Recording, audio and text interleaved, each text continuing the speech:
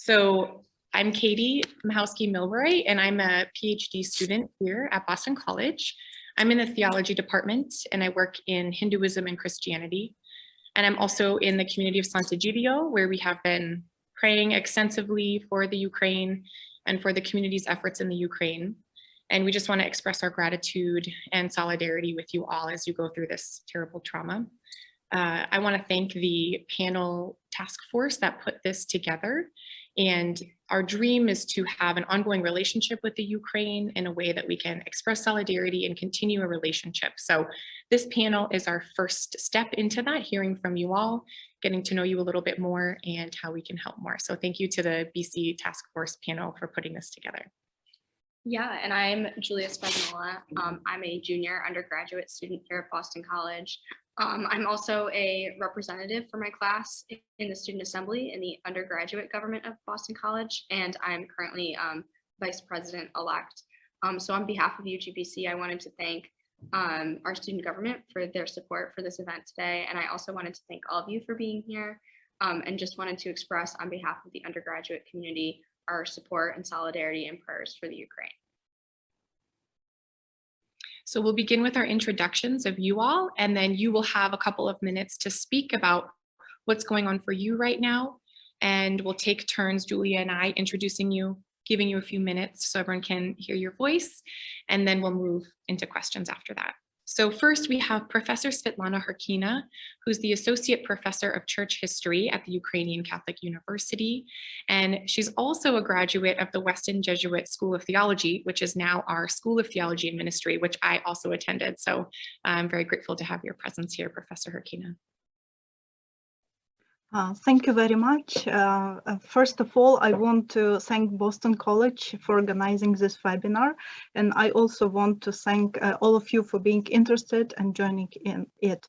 It's my honor to be a panelist today. As you already heard, I'm a graduate of the Master of Theology program of the Western Jesuit School, and I want to share with you about my first day at the orientation session at Weston. Actually, it was unforgettable because it was September 11, 2001. So that day and the following week, everybody was in shock because you know what happened in the United States, and everybody was talking about possibility of the beginning of the Third World War, reading and watching news non-stop, calling relatives and friends, and praying. Yes, it was the start of my master's studies, but it also was the beginning of the global war on terror. I experienced more same emotions and feelings in the spring of 2014, when the Russian army launched a hybrid war against Ukraine, claiming to the world that they are not there. So it's in Russian, "Их там нет." But nevertheless, in 2014, Russians occupied Crimea and parts of Donetsk and Luhansk Oblast in the east of Ukraine. The next time for me expressing more or less the same shock was on February 24th, 2022, this year, and it was 56 days ago.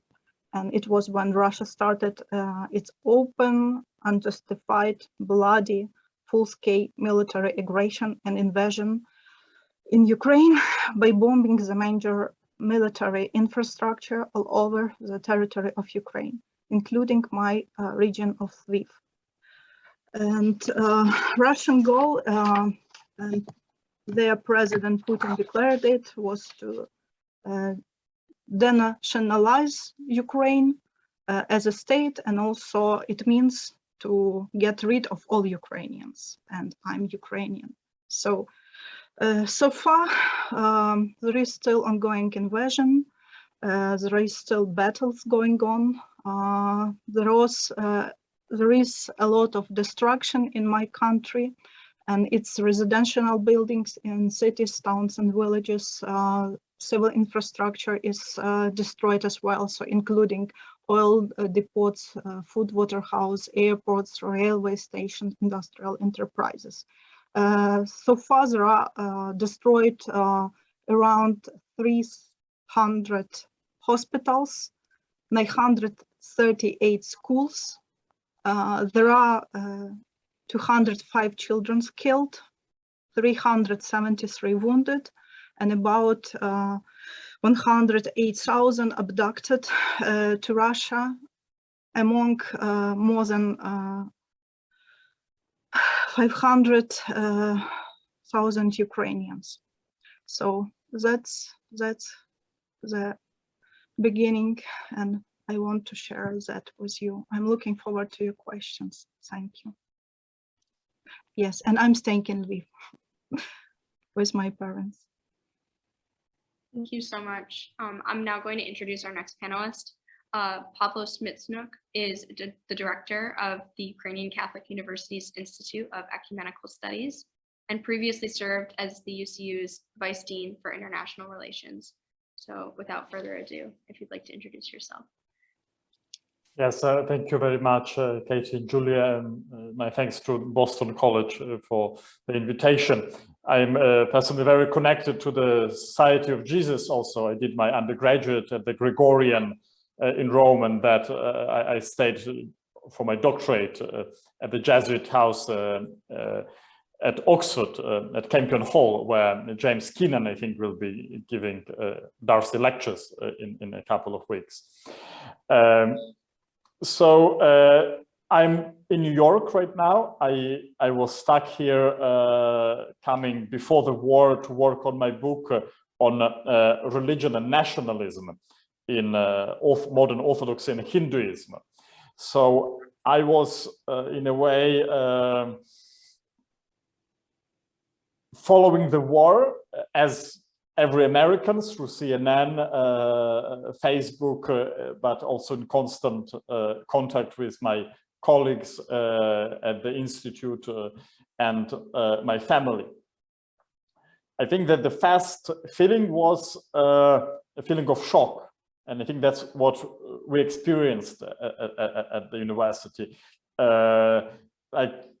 It's almost like you have a dear person who has died. Yes, you don't believe at the beginning, then slowly you learn how to cope with that, and only then you think, okay, what needs to be done. So it was a very long and painful process, but I think that both personally and institutionally we managed to wake up from that.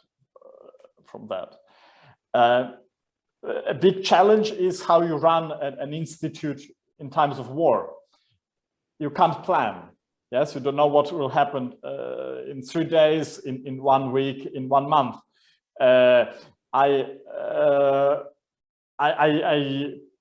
facilitated some meetings between Ukrainian churches and international ecumenical organizations, the churches in the West, and there was often a discrepancy. Somebody in Brussels would say, okay, let's have the next meeting in 3 weeks. And Ukrainians say, no way, we might be dead in 3 weeks. Let's have it the day after tomorrow. So the war brings, besides, yes, the death and destruction, it brings impossibility to look at things with a long perspective. And this is, I think we will return to this, but this was a major challenge that we encountered with our institute. Then there were a couple of emergencies to which we tried to attend. There were African students blocked in different cities in Ukraine who couldn't leave Ukraine because European Union countries would not let them out or let them in European Union. They could not leave Sumy or other cities very easily because the buses, the transport that was organized primarily for women with children, and they wouldn't qualify. So there were other questions related to international humanitarian law and the way the churches can interpret and act accordingly in this situation. So those were a couple of issues which we try to enter in and try to contribute to finding solutions.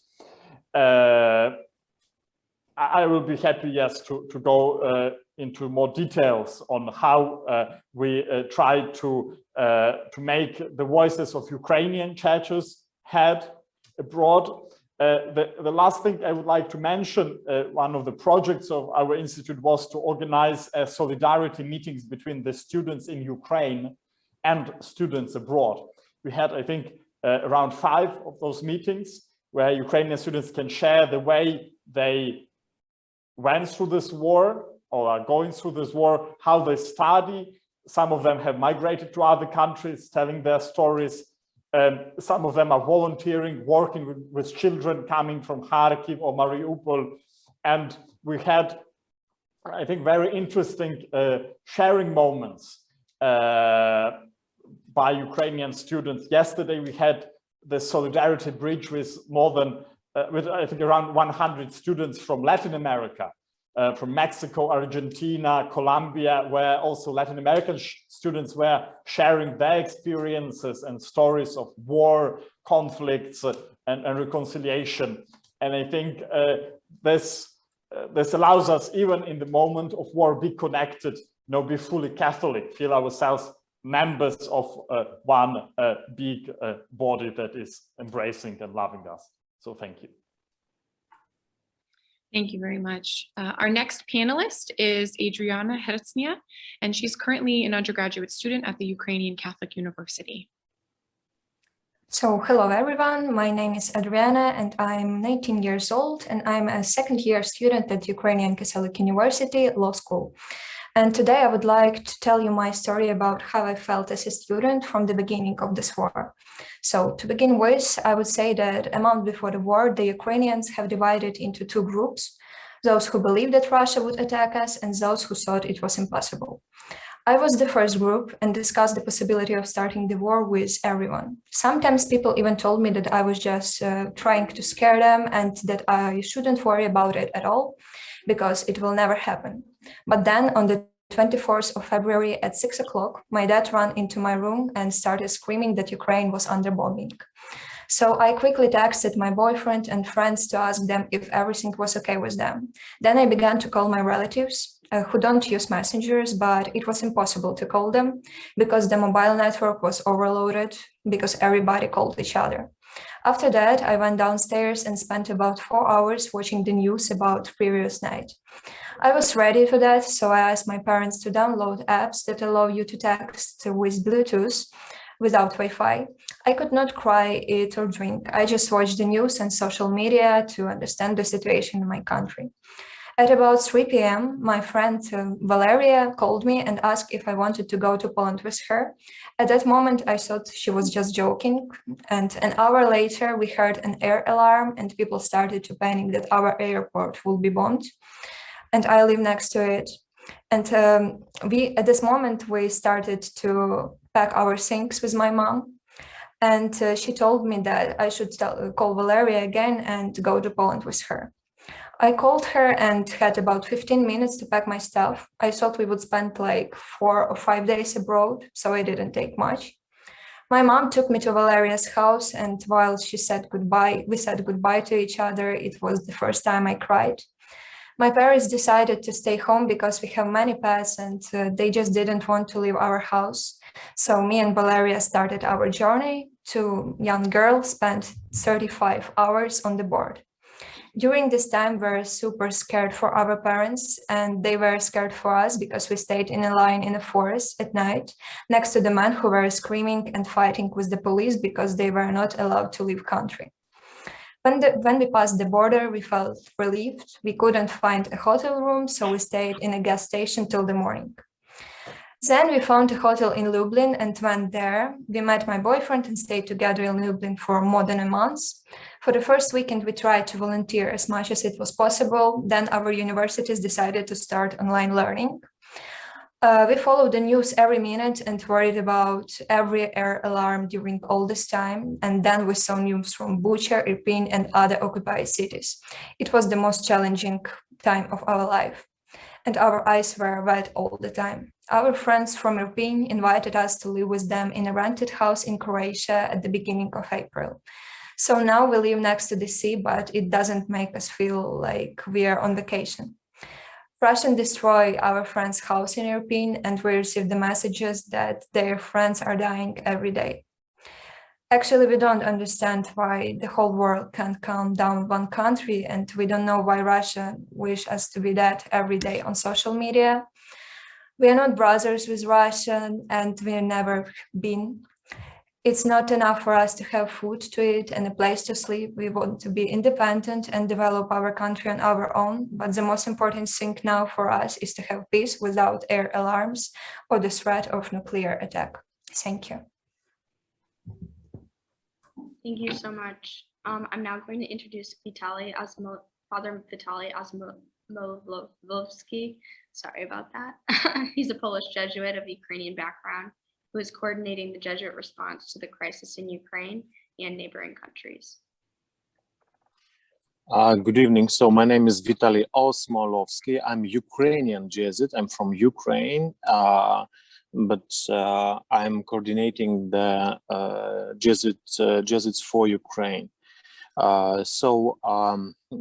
For many years before, when I joined the society, I was engaged in social issues, so I graduated with bachelor's degree law studies in Ukraine and master degree in political sciences.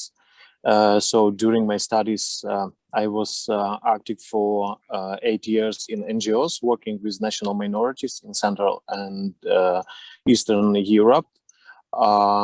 So when I joined the society, I used to study my philosophy in Padua, in Italy, and also theology in Hekima College in Kenya. So currently, I'm in the process of writing my PhD in the area of Christian ethics on human sexuality and feminist theology at the Jesuit School of Theology, Santa Clara University. I was called appointed by Father General to coordinate the team Jesuits for Ukraine. So the team was created at the beginning of the war to coordinate efforts to deliver aid to Ukraine in Polish provinces of society. So the priority of our team is to deliver aid to Ukraine. We have financially supported works run by Jesuits, a refugee house in Lviv, and currently now we have 2 houses in Lviv, and a house in Khmelnytsky, central part of Ukraine, which is now a stopping point for refugees. And we have also given support to institutions that are our friends. So we have also contact with organizations from other countries which help Ukraine. We have helped several of them to deliver large humanitarian transport to the appropriate places on the border. And in Krakow, at the request of the American team Operation White Stork, which is transporting medical aid, we provided storage space, several rooms. At the moment, we keep in contact with organizations from West countries which want to host refugees from Ukraine. They organize transport for them, as well as accommodation and necessary care in their country. And in Poland, we are mainly involved in the process of organizing accommodation for refugees. First of all, it means preparing rooms and gathering the necessary equipment, and also collecting necessary funds for that. This as by the Jesuit Center. And also we are concentrating mainly on the 3 areas. It's a professional medical help, psychological help, and education as well. Thank you. Thank you very much. We really appreciate all of your efforts, and we appreciate all of you sharing personally and openly with us.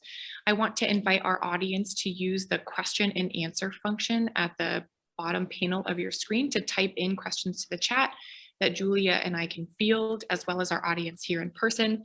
You can write down questions on the slips of paper and pass them in, and they will be typed in for us to moderate as well. So a number of you have talked about sort of where you are geographically, what's been going on since everything happened. Adriana, you mentioned classes starting to resume. We're wondering about university life, since you all are connected to university. Most of you are students actually currently, or working on a project.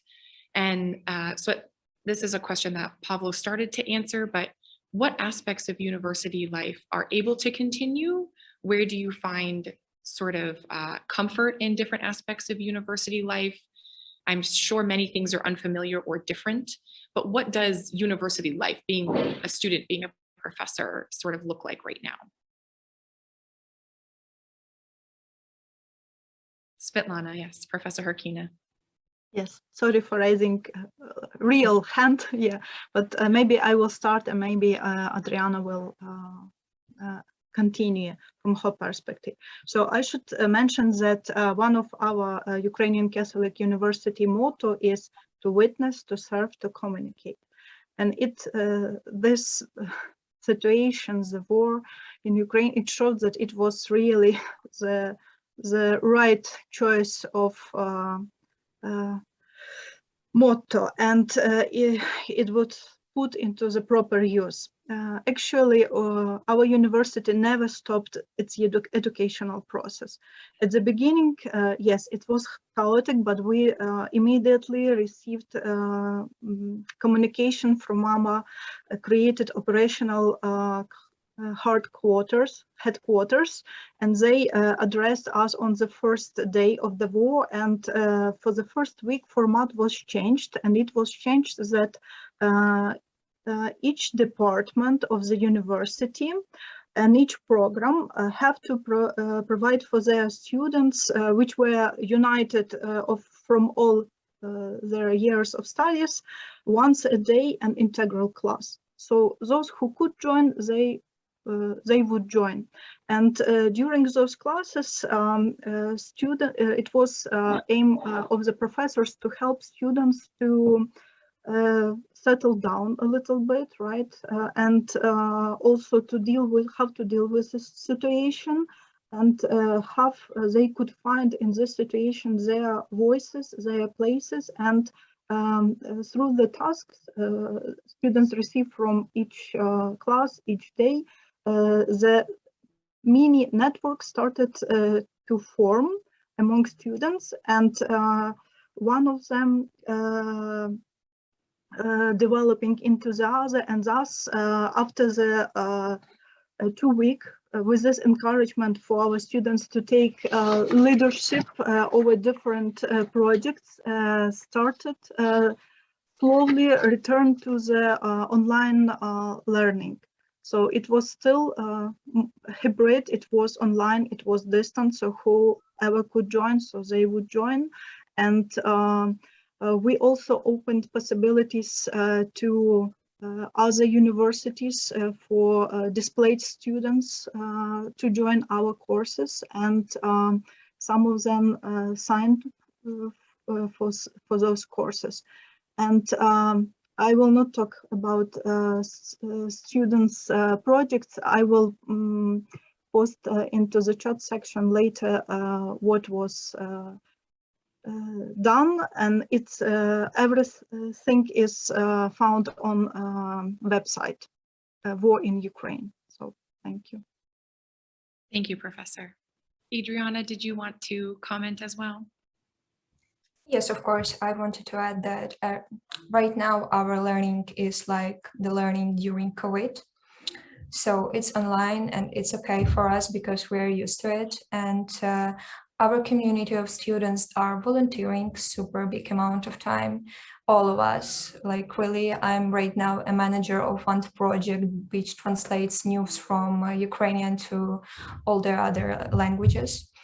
Actually, we really have some meetings with our professors, which allows us to stay more calm and to suggest a few of our ideas and other projects. And yeah, in my group, we have a few students who are from Kyiv, and they are now in our group and try to study as much as we do. Thank you. It's so powerful how many students and faculty and people experiencing the war firsthand are giving back to others and expressing that leadership that Professor Herkina mentioned. Thank you. Thank you. Kind of moving on to another question that all of you will hopefully be able to answer. Are you able to be in contact with your family or friends?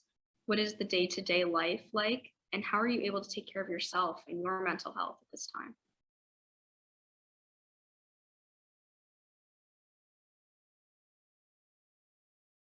Adriana, thank you. Yes, I can answer for the first question, as I'm right now separate from my parents and relatives. Of course, we can contact them because all of us have Wi-Fi, and thanks God in Lviv, everything is okay with internet connection right now. So we can connect, but it's a bit problem with our grandparents who doesn't use any social media. And I'm, as I already told you, I'm right now staying in Croatia, so I can't connect with my grandparents. Because of roaming, so it's a big problem. But everything else is okay, and we can still connect with our relatives who use social medias. Thank you. Yes, Pavlo, please. I can tell you the story about evacuation of my parents. So they live in Ivano-Frankivsk, which is in Western Ukraine, but which is a city that has been bombarded on the first day of war. Putin has mentioned the city in his speech where he announced the so-called special operation.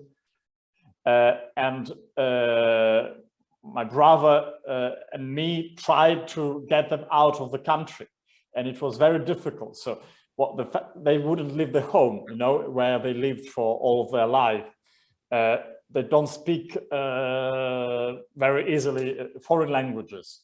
So we first convinced them to go to the countryside. They went to the mountains.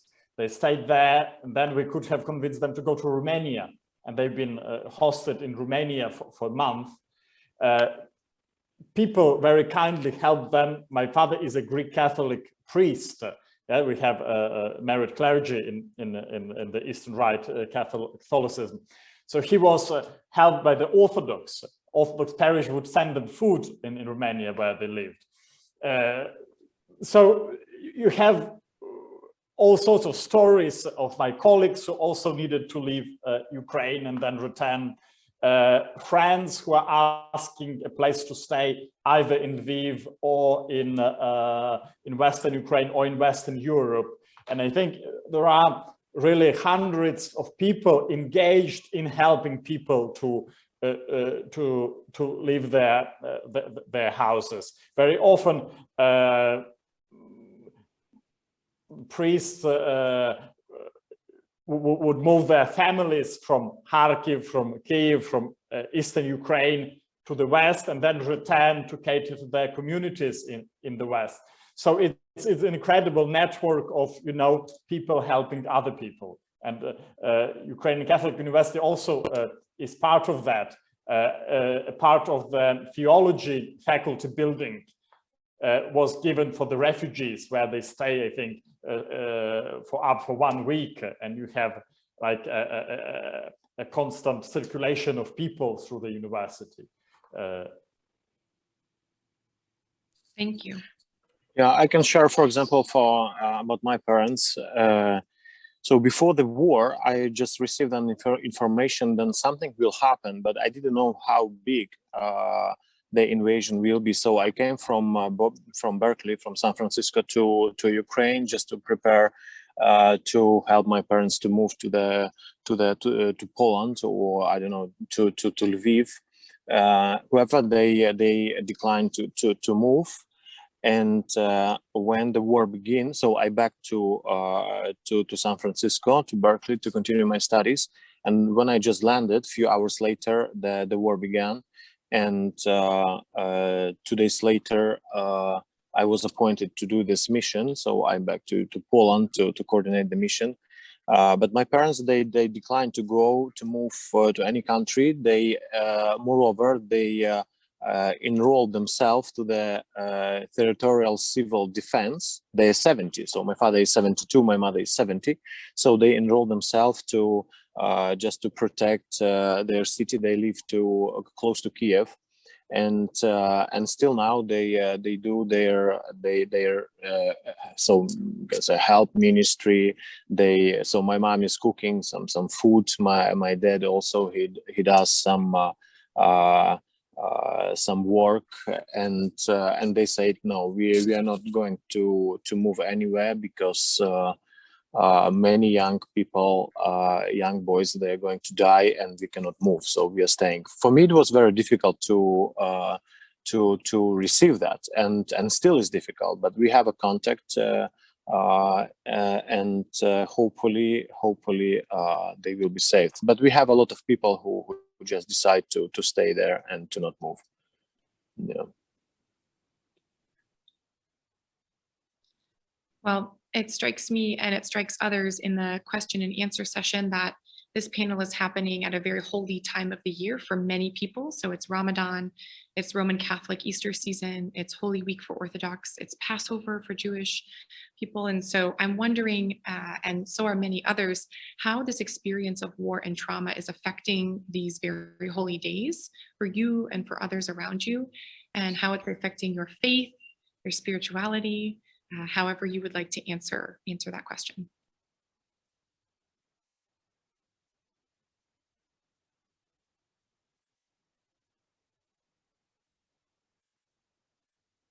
Professor Herkina. Thank you for the question. Of course, this time it's time to pray, and I'm praying a lot since the beginning. I opened for myself a new way to pray through the 24 hours horologion. So every hour there is a new set of prayers, but they are based on the Psalms. And those Psalms are really corresponding to situation, to the feelings I have, and it's very powerful and it helps me to calm down. I also pray a lot to Michael,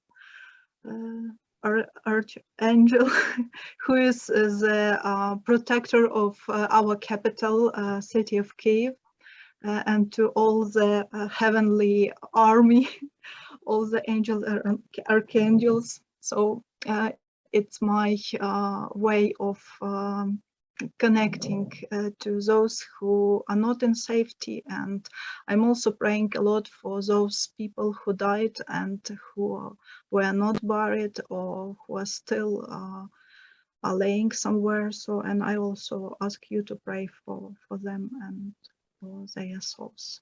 Thank you.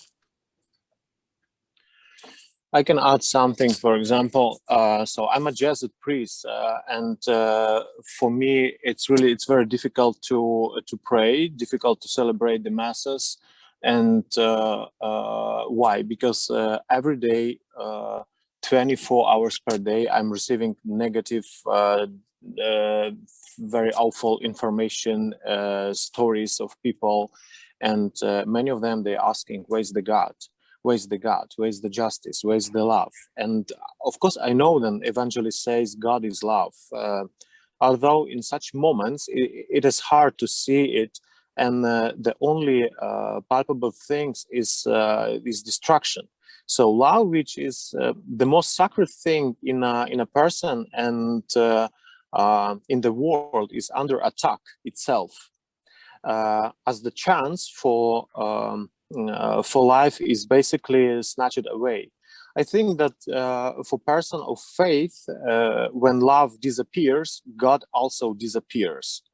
Therefore, one of our tasks as Jesuits is to support and find in every person, without exception, the light of hope, the light of Easter, the light of peace. It is very difficult, and certainly there is no desire when anger overwhelms us. It is extremely hard when your neighbor wants to behead love, strength, and freedom. However, I think we should not give in and live. On the contrary, thanks to the support of many people, we can help and give a light of hope to all our Ukrainians, refugees, and also for ourselves. But it's really difficult, and desolation now, it's for many people, it's a desert. It's a very deep desolation. But we have experience of consolation. And speaking of Ignatius or Jesuit language or terminology, if we already experienced the consolation, so we have a hope then this desolation will end, and hopefully soon.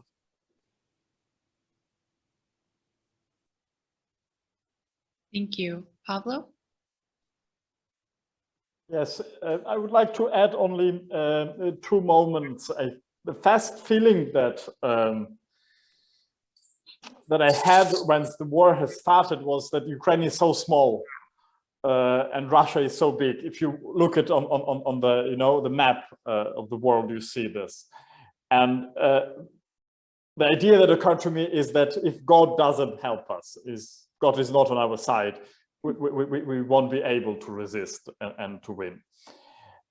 Now, theologically, it's a difficult idea, yes? Who does God side with, yes? Should we pray for our victory, or should we pray for God's will be done? Can we pray for the enemies, yes? For Russian soldiers? Can we pray for those who have been killed on the other side? And I think I don't have answers to these questions, but there is an understanding that there is something bigger, in God's plan, which requires a spiritual answer. The second moment is that I think the biggest challenge for Christians, especially in times of war, is to remain Christians, yes, to witness to truth, to help those in need, but also to love. And if you see that, for example, this war is supported by 70% of Russians, if you look at the fact that Russian Orthodox Church justifies this war as sort of a crusade against the decadent West, against gay parades, whatever. So I think in this context, the natural temptation is to hate. And I think a very positive message that is coming from our churches, from the major archbishop of the Greek Catholic Church, is that when we hate, we have already been defeated by our enemy. We can't cope with this war without prayer and spirituality. And we are grateful for all those abroad who pray for us as well. Thank you. Thank you all so much for your responses. And we have been hosting many prayer events for the Ukraine. In the community of Sant'Egidio, we spent Holy Week talking about the Ukraine, and just what Pablo was talking about, disarming our own hearts so that we can better enter into prayer for the Ukraine and for its people. Thank you. Yes, and Father Osmolovsky talked a little bit about consolations and desolations. I know that's a language that's familiar to a lot of BC students, especially students who've been involved in campus ministry programs or different service programs here at BC. But I was wondering if you all might be able to speak to the idea of solidarity, and even the people who aren't here at this webinar today, what should we tell those who aren't watching or maybe paying attention but aren't physically on this Zoom? And what should we tell them about Ukraine, and what can we at Boston College do to be in solidarity?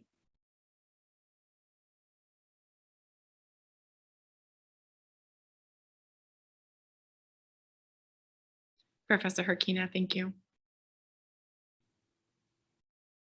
Oh, you're muted still.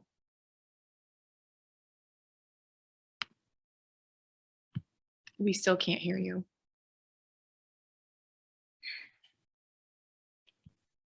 I'm sorry.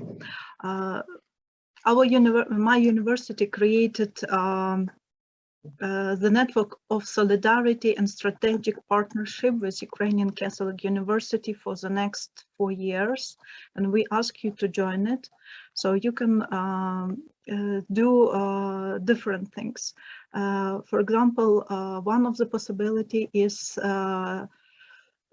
to share with our university and open your resources. It could be library, it could be your courses that our students could distantly join it and get credits for it. We already have 4 universities who joined, and we also created our own open university. So those from Sumy, Kharkiv, Kyiv, Odessa who are displaced, they can apply and can get their credits for those courses.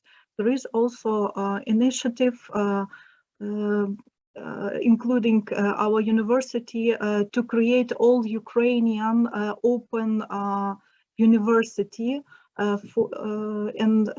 this project is already, we applied for support to the European Educational Commission, and with their support, we hope it could create this bridge between students who are in Ukraine and who are like Adriana have to go abroad, and make them support our educational system as well, because after the war will be over, after our victory, there is a lot of work in rebuilding our country, and we need our students who will be well educated and who will be ready to take this task on and be leaders in rebuilding and building new, beautiful Ukraine.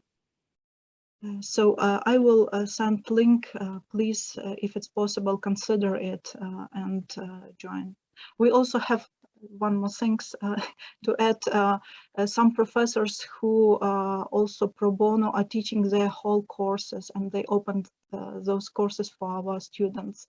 It mostly math and history, but it could be any others as well. So please be with us. Thank you, Professor. Pablo? Yes, just as an example, you have different universities who also join a program of so-called scholars at risk. That's providing scholarships to Ukrainian students, to the faculty, which can be either in form of invitation, but also some grants given to the scholars who, I don't know, for example, escaped Kharkiv in the east and are now based in Lviv or in Poland, but are not formally attached to a university there. But also you can share information, yes, do some translations of materials that are published, or also use materials that are published by the website that Svetlana has shared with you, War in Ukraine. I think that we also need our churches, our institutions, our NGOs need advice and support in terms of international humanitarian law, in terms of a reflection about the war, conflict, violence, peacemaking, etc. I think it might be a little bit early, but those are things that need to be planned ahead and reflected upon. That's true that we had this war for 8 years in the Donbass, but I think that we are still not very much prepared as academic communities, as churches, to the huge challenge that the war is bringing. So I know that American universities have all sorts of resources in this sense, and the Jesuits have all sorts of resources connected to conflict resolution and peacemaking. And I think if they want to reach to us, that would be very much appreciated. Thank you very much. I know that Boston College is a member of Scholars at Risk, and hopefully we will pursue that avenue as well as others. Adriana and Father Osmolowski. Adriana, go ahead. Okay, I can add something as a student. If you don't have, I don't know, money to donate and you don't have any power to open some classes for Ukrainian students or do anything else, you can just find some refugees from Ukraine in Boston or in any American city and just help them just to feel themselves better. I don't know, to show your city for them and just to say some good words for them so they will feel better. And also you can just share some information with your friends about Ukrainians for some information about Ukrainians history and Russian history and why we are not the same country and why we are not brothers, and that Ukraine was created, like Kievska Rus was created much earlier than Moscovia itself, and anything about it. So we will really appreciate it, so that everybody will know the truth about our country and our culture. Thank you. Thank you. So from my side, I would say it depends on what level we are talking about solidarity. So there is a general level, personal, academic level. I think just general level. So it is good to propose an initiative to rethink international institutions that are not working at all.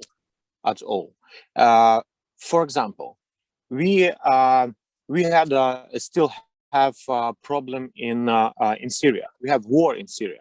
Russia used in Syria cluster munition, phosphor bombs, which are prohibited by any international law. Consequences? No. They use chemical weapon. Consequences? No consequences. The invasion and war with Georgia, with country Georgia, not the state, in Caucasus. Consequences? No consequences. So, and all those things, they are showing then just international community and international institutions, they don't work. And now is the question, and propaganda strongly uses this. And they're saying, you are the unique nation, Ukrainians, means who is fighting under the flag of European Union, who is dying under this flag. And European Union cannot protect you because they're just playing with sanctions, you know, they're playing with all those rules, maybe no, maybe yes. So, and they're just using this against our people. Means, would you like to join the institutions which cannot protect you? And partially they are right, because so it's just a game of that, and I think it's a time just to rethink about our international institutions as UN, NATO, European Union, Helsinki, this organization of human rights, Amnesty International, so many of them, so Red Cross as well. So and on an academic level, it's already was said about this, and personal level, it just depends what I can do. How I can support. If I have some refugees close to me, I can work with them. If I can support, for example, by funds, or also to organize some mission. And we have very good example. For example, many of my American friends, they just call me. They don't know languages. They don't know, so means Polish or Ukrainian. They just came in Poland and they rent the cars. They went to the border with Ukraine, and they were helping for us without language, without nothing. They just came and they were helping. And it's a beautiful sign of solidarity. And they said, I am not going to borrow you to find the translator, to find accommodation, the food. No, I'm just coming and I'm just helping. And it's a beautiful sign of our humanity, because I think we have to concentrate about what unite us rather what divide us, and the humanity. I think it's a basic thing.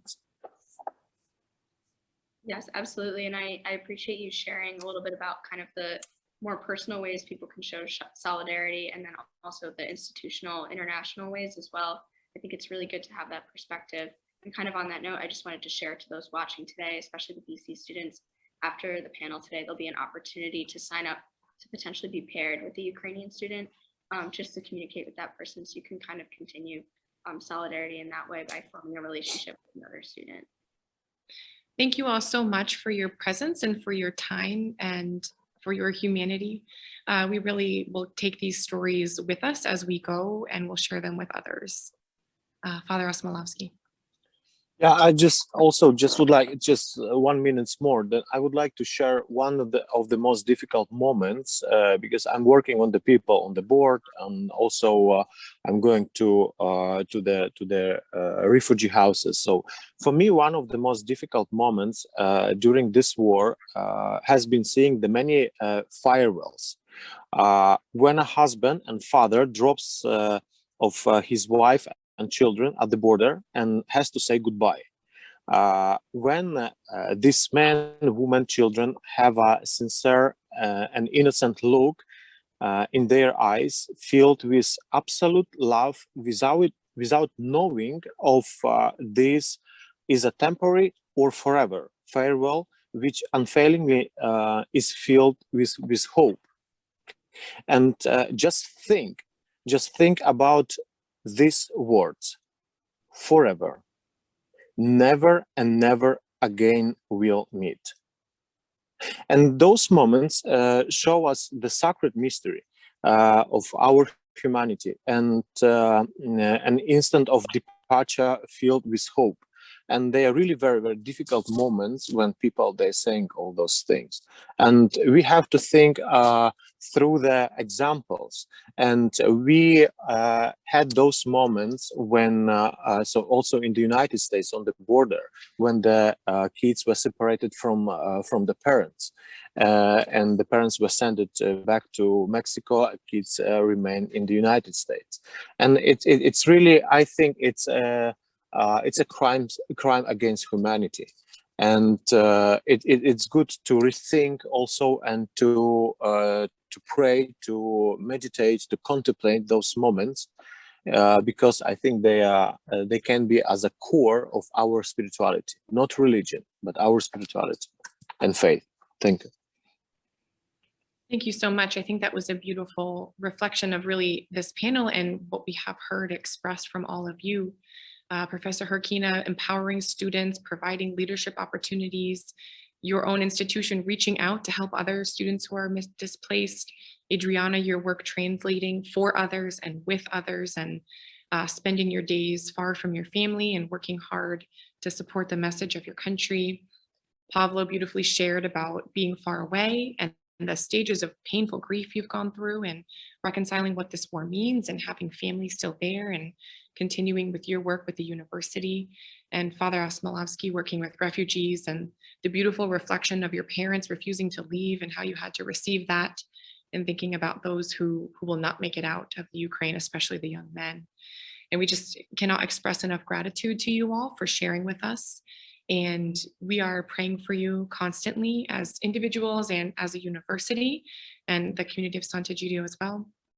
And we would like to continue the relationship with the Ukrainian Catholic University in other concrete ways, as well as the spiritual ways. So thank you all very much. Thank you to all of you who asked questions in the Q&A, and to those of you who are in the audience. We will have the recording available soon, and we will keep you all updated about upcoming events and ways that we can be in solidarity with the Ukrainian Catholic University. Thank you all.